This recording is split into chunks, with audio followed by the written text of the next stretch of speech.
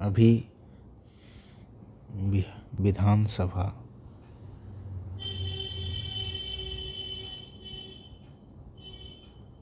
में बहुत सारे विज्ञापन आए थे और उसके एग्ज़ाम हो रहे हैं। जैसे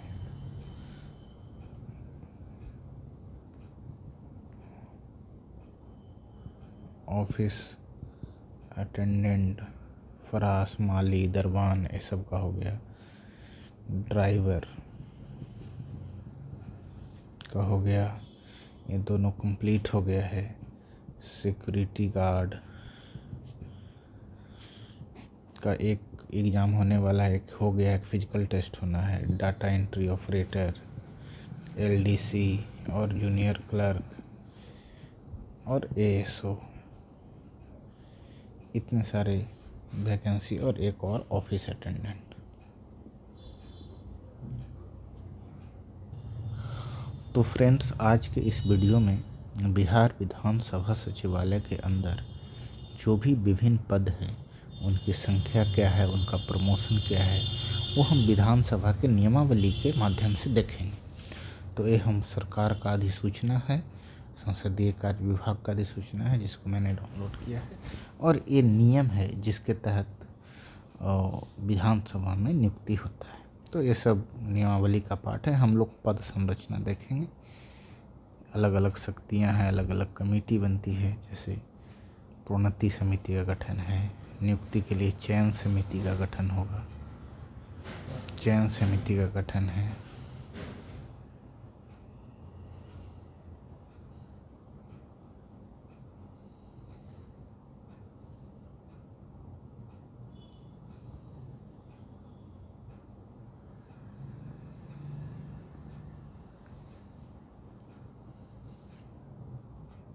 तो ये सारा प्रक्रिया के बारे में विस्तृत रूप से इसमें दिया हुआ है। हम लोग अलग अलग पद के बारे में जानेंगे। तो बिहार विधानसभा में दो पद जो है वो ऑन डेपुटेशन होता है, ऑन डेपुटेशन होता है। एक है सेक्रेटरी का पद और एक है ज्वाइंट सेक्रेटरी का पद। वो बिहार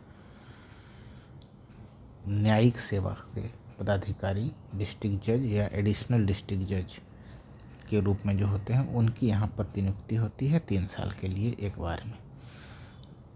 उसके बाद अलग अलग संवर्ग है बिहार विधानसभा में। जैसे सबसे पहला संवर्ग है प्रशासनिक संवर्ग, एडमिनिस्ट्रेटिव कैडर। इसमें सबसे ऊपर का पोस्ट है निदेशक। तो हम आपको जानकारी दे दें, प्रशासनिक कैडर का सबसे जो नीचे का पोस्ट है वो है सहायक। अब इसका नाम हो गया है एएसओ, सहायक प्रशाखा पदाधिकारी। तो आप यहाँ पे स्पष्ट रूप से देख रहे होंगे कि इसमें 25% पद प्रमोशन से भरे जाते हैं यूडीसी से, 75% डायरेक्ट रिक्रूटमेंट से आते हैं। कुछ पद प्रमोशन का है, कुछ पद ये है। 188 पोस्ट है, अब ये बढ़ गया है, ये बढ़ के टोटल 204 पोस्ट हो गया है इसका बिहार विधानसभा में। तो ये जो 85 और 75 है, ये हमारा एंट्री लेवल है। इसके अलावा एएसओ जब प्रमोट होते हैं, तो हम लोग पहले भी एक वीडियो में देखे थे, ये बनते हैं प्रशाखा पदाधिकारी, एसओ, सेक्शन ऑफिसर। ये यहाँ पे जो है ये अराजपत्रित होता है, मतलब नॉन गजटेड पोस्ट है। और प्रशाखा पदाधिकारी का पोस्ट जो है वो गजटेड है। प्रशाखा पदाधिकारी का पोस्ट में भी 50% पोस्ट एएसओ से प्रमोट होता है, एएसओ से प्रमोट होके बनते हैं। और 50% पोस्ट हमारा बिहार लोक सेवा, आप यहाँ पे देख सकते हैं, बिहार 50% रिक्तियाँ बिहार लोक सेवा आयोग द्वारा आयोजित संयुक्त प्रतियोगिता परीक्षा। आप लोग सुनते होंगे 64वीं, 65वीं, 66वीं, इन सब में से अलग अलग बैच से, जैसे 64वीं बैच से कुछ लोग यहाँ पे आए हैं। अब इसका संख्या भी बढ़ गया है, इसका संख्या 54 हो गया है। तो 27 पद प्रमोशन का है और 27 पद जो है वो डायरेक्ट रिक्रूटमेंट का है। अब आप समझ सकते हैं कि 204 पोस्ट है और यहाँ पे केवल 27 पोस्ट है प्रमोशन के लिए। तो आप समझ सकते हैं कितना समय लगता होगा एएसओ से एसओ। ऐसे अगर समय की बात करें तो प्रोन्नति के लिए कितना समय चाहिए, तो 5 साल की सेवा चाहिए। जो एएसओ के रूप में 5 साल कर लिए हैं वो एएसओ के रूप में प्रमोशन के लिए एलिजिबल हैं, बशर्ते कि एएसओ का सीट खाली हो। तो एएसओ का सीट खाली नहीं होता है जल्दी, क्योंकि संख्या कम है। अब एएसओ जो होंगे वो यहाँ पे अवर सचिव बनेंगे। इसको हिंदी में अंडर सेक्रेटरी यूएस बोलते हैं। ये भी राजपत्रित पद है, समूह का पद है। और यहाँ पे सबसे अच्छी बात है कि यहाँ पे पूरा पोस्ट प्रमोशन से केवल है, डायरेक्ट रिक्रूटमेंट नहीं है। और ये सारे पोस्ट एएसओ प्रमोट होते हैं वो भरे जाते हैं। वो एएसओ में दोनों होंगे, जो एएसओ से प्रमोटेड हैं और एक एएसओ जो डायरेक्टली आए हैं, दोनों का कंबाइंड लिस्ट, उससे प्रमोशन मिलेगा।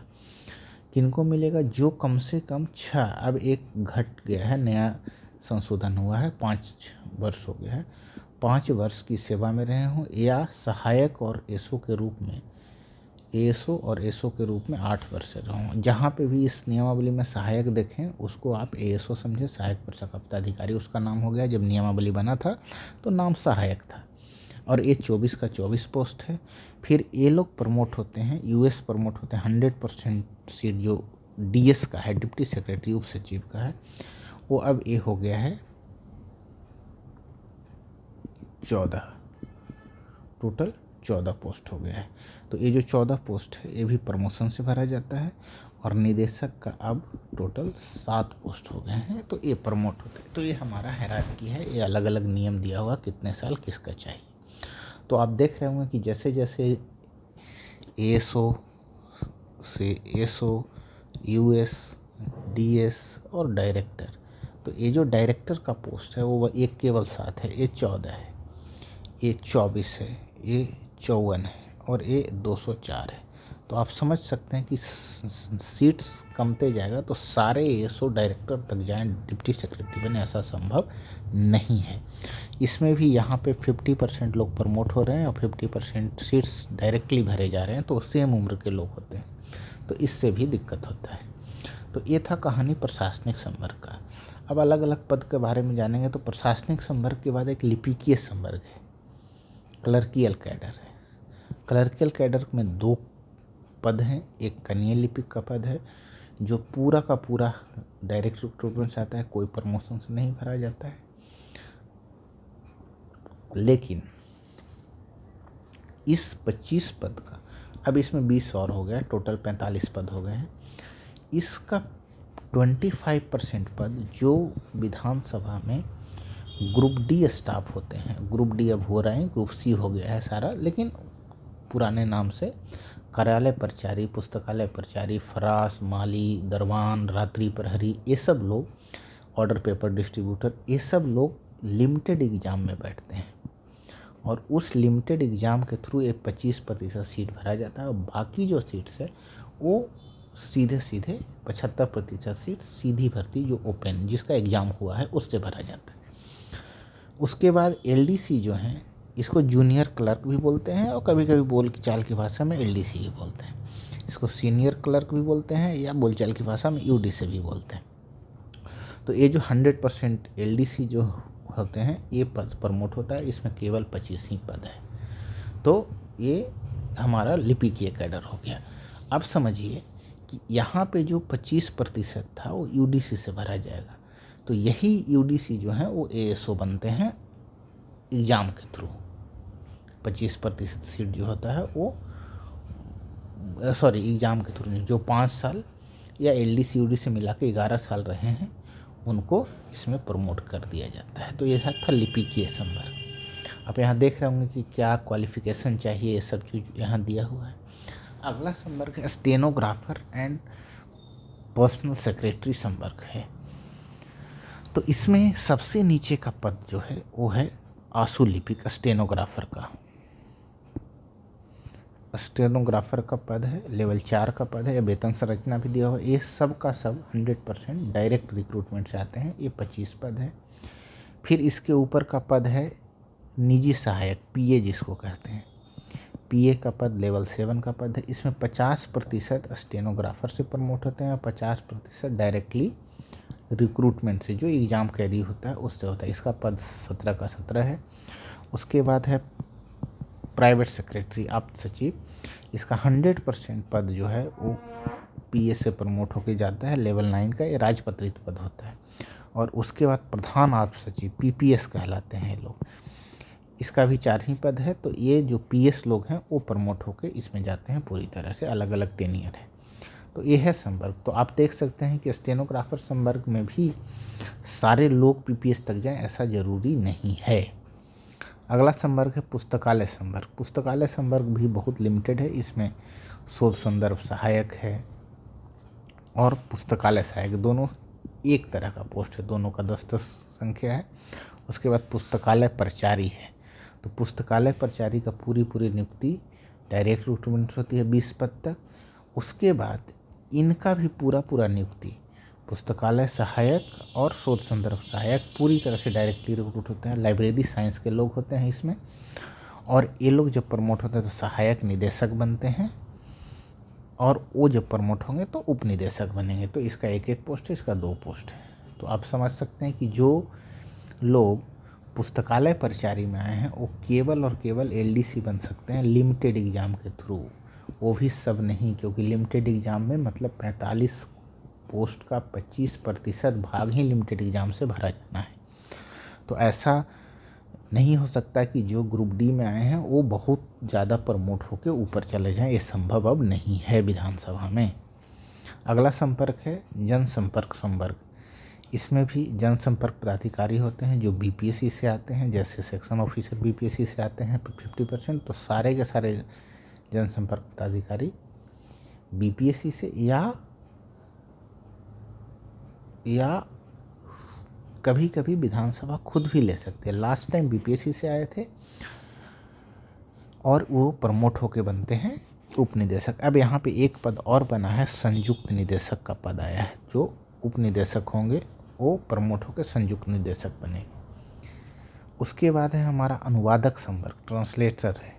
ट्रांसलेटर संवर्ग में भी उर्दू सहायक हैं, हिंदी इंग्लिश अनुवादक हैं, उर्दू अनुवादक हैं, उर्दू सहायक हैं, फिर सहायक निदेशक हैं। तो इनका अलग अलग टेनियर दिया हुआ है। फिर हिंदी इंग्लिश अनुवादक भी हैं इसमें, तो ये लोग का अपना है। उसके बाद एक इम्पॉर्टेंट है जो अभी एग्ज़ाम भी होने वाला है, सुरक्षा संवर्ग। सिक्योरिटी गार्ड का एग्ज़ाम होने वाला है, फिजिकल और रिटेन, 1-2 अलग अलग एडवर्टीजमेंट से। तो सुरक्षा संवर्ग की बात करें तो हम लोग सबसे जो निचला पद है सुरक्षा संवर्ग का वो है सुरक्षा प्रहरी, सिक्योरिटी गार्ड इसको बोलते हैं। सिक्योरिटी गार्ड का 100% रिक्रूटमेंट जो है वो डायरेक्ट होता है। अब इसकी संख्या टोटल 159 हो गई है। ये लोग जो है उसमें 8 ही सीट है सहायक अवर मार्शल। तो सोच सकते हैं कि जो सुरक्षा प्रहरी में लोग आएंगे, इतनी संख्या में से मात्र 8 लोग ही सहायक अवर मार्शल बन सकते हैं। तो वेतन 2 से वेतन 4 में जाएंगे।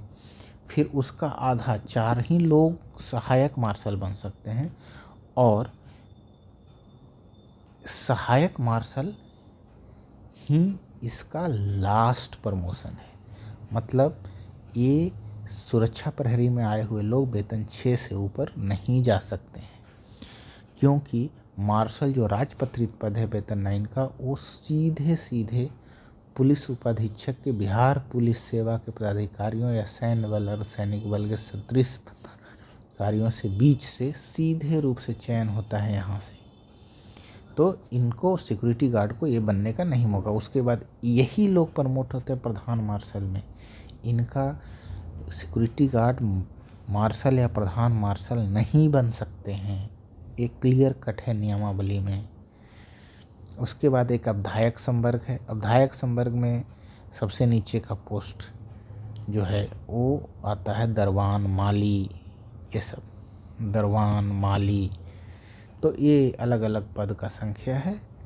और उसके बाद ये सब ग्रुप डी के पोस्ट हैं। अब ग्रुप सी हो गए, पहले ग्रुप डी थे। सहायक अवधायक जो होता है असिस्टेंट केयर टेकर बोलते हैं इसको, और इसको बोलते हैं केयर टेकर। तो इसका वेतन स्तर 4 है, ये 6 पद हैं और 100% डायरेक्ट रिक्रूटमेंट है। और फिर अवधायक ये लोग प्रमोट होते हैं, 3 लोग प्रमोट होंगे अवधायक में। उसके बाद ये लोग जो होंगे दरमान, माली, फारास, ये सब कलेक्टिवली लिमिटेड एग्ज़ाम से एलडीसी बन सकते हैं, लेकिन इनकी बनने की प्रोबेबिलिटी बहुत ही कम है क्योंकि वो सीट्स बहुत ही कम है। तो जो कार्यालय प्रचारी के रूप में आएंगे माली, फर्रास, ये सब, वो बहुत आगे नहीं जा सकते हैं, बहुत क्लियर कट है।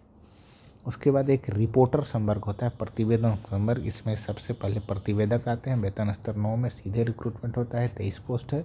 ये लोग प्रमोट होते हैं वरीय प्रतिवेदक में, और वरीय प्रतिवेदक प्रमोट होते हैं मूर्त प्रतिवेदक में। यही इनका है। ये सबसे बेस्ट जॉब माना जाता है विधानसभा का, क्योंकि ये सीधे राजपत्रित पद पे आते हैं और इनका प्रमोशन ऊपर होता है। चालक संवर्ग, फिर ड्राइवर लोग जो आते हैं, उस टोटल संख्या 40 है। वो 100% डायरेक्ट रिक्रूटमेंट से आते हैं और इनका कोई प्रमोशनल स्कोप नहीं है। ये कहीं भी प्रमोट नहीं हो सकते हैं। इनको केवल और केवल एमएससीपी का लाभ मिलता है, मतलब 10 साल पे इनका वेतन उन्नयन होता है और कोई प्रमोशन नहीं है।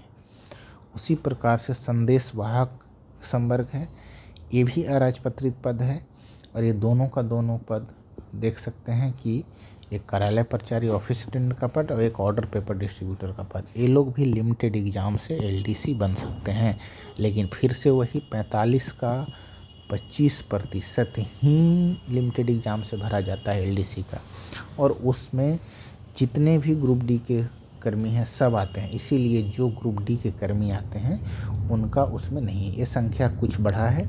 तो ये है हमारा नियमावली, पद संरचना, आप इसको देख सकते हैं। दूसरी बात, एक वीडियो में लोग पूछ रहे थे कि एएसओ का वर्कलोड कैसा है, तो हम एएसओ का वर्कलोड पे हम चर्चा करें अगर, तो एएसओ 3 जगह पे हम लोग देखे थे, सेक्रेटेरिएट में, विधानसभा में और कोर्ट में, हाई कोर्ट में। तो सेक्रेटेरिएट में वर्कलोड हाई है, इसमें मीडियम है और इसमें भी मीडियम है। Best here, then here, then here, ये है हमारा वर्कलोड। दूसरा एक क्वेश्चन था कि क्या क्वार्टर मिलता है, तो साथियों क्वार्टर मिलता है, ये अवेलेबिलिटी पे डिपेंड करता है कि क्वार्टर अवेलेबल है कि नहीं। और आपको जानकारी के लिए बता दूं कि एक लंबा लाइन होता है क्वार्टर पाने वालों को लोग, और जैसे जैसे खाली होता है वो कुछ अलॉट, और कुछ क्वार्टर्स ऑलरेडी ये लोग रिजर्व रखते हैं। तो क्वार्टर मिल जाए ऐसा कोई ज़रूरी नहीं है, क्योंकि लंबी लाइन होती है और पुराने क्वार्टर्स टूट चुके हैं, नया क्वार्टर्स अभी बना नहीं है उतनी संख्या में। तो ये ज़रूरी नहीं है कि क्वार्टर मिल जाए। आई होप कि आपको इसके बारे में आइडिया लगा हो। ये जो नियमावली है वो ऑफिशियल वेबसाइट पे उपलब्ध है, आप खुद भी जाके देख सकते हैं और इसके बारे में सारी जानकारी ले सकते हैं और सारी गलतफहमियां दूर कर सकते हैं। धन्यवाद।